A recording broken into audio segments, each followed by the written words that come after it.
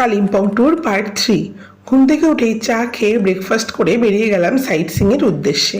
প্রথমেই চলে গেলাম একটা গল্ফ কোর্টের কাছে। গল্ফ কোর্টটা দেখতে দারুণ ছিল। সেখান থেকে রওনা দিলাম আমরা দূরবীন মনেস্ট্রির দিকে।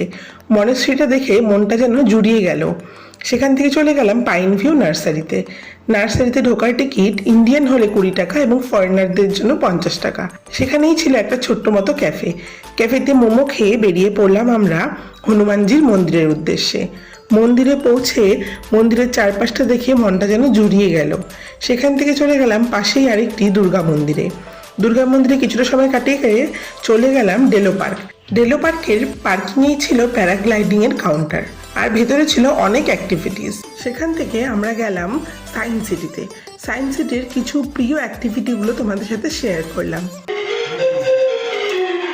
পরের পার্টগুলি দেখতে অবশ্যই চ্যানেলটি সাবস্ক্রাইব করো।